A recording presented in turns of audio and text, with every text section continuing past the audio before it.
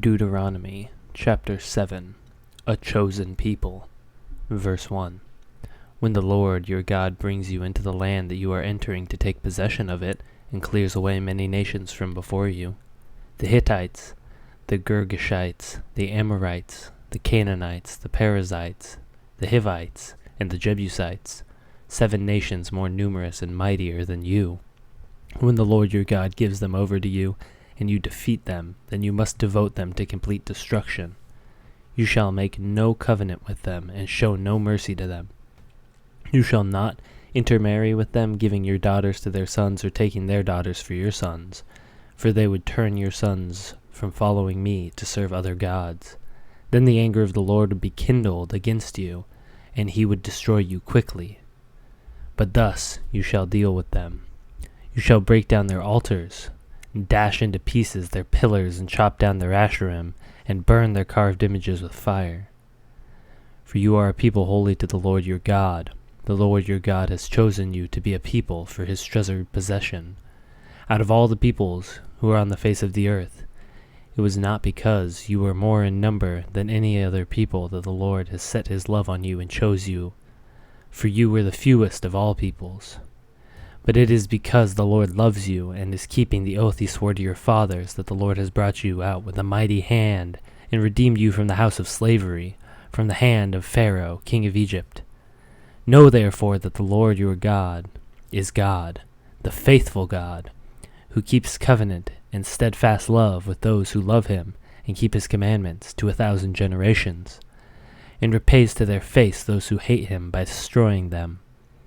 He will not be slack with the one who hates him. He will repay him to his face. You shall therefore be careful to do the commandment and the statutes and the rules that I commanded you today. And because you listen to these rules and keep and do them, the Lord your God will keep you with the covenant and the steadfast love that he swore to your fathers. He will love you and bless you and multiply you. He will also bless the fruit of your womb and the fruit of your ground, your grain and your wine and your oil, the increase of your herds and the young of your flock, in the land that he swore to your fathers to give you. You shall be blessed above all people. There shall not be a male or female barren among you or among your livestock. And the Lord will take away from you all sickness, and none of the evil diseases of Egypt which you knew will he inflict on you, but he will lay them on all who hate you. And you shall consume all the peoples that the Lord your God will give over to you. Your eye shall not pity them, neither shall you serve their gods, for that would be a snare to you. If you say in your heart, these nations are greater than I, how can I dispossess them? You shall not be afraid of them, but shall remember that the Lord your God did to Pharaoh and to all Egypt these great trials that your eyes saw, the signs, the wonders, the mighty hand, and the outstretched arm, by which the Lord your God brought you out. So will the Lord your God do to all the peoples of whom you are afraid.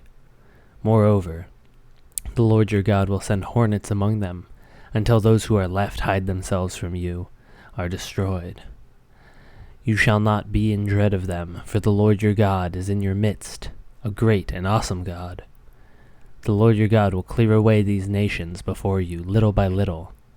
You may not make an end of them at once, lest the wild beasts grow too numerous for you. But the Lord your God will give them over to you and throw them into great confusion until they are destroyed. And he will give their kings into your hands, and you shall make their name perish from under heaven. No one shall be able to stand against you until you have destroyed them. The carved images of their gods you shall burn with fire.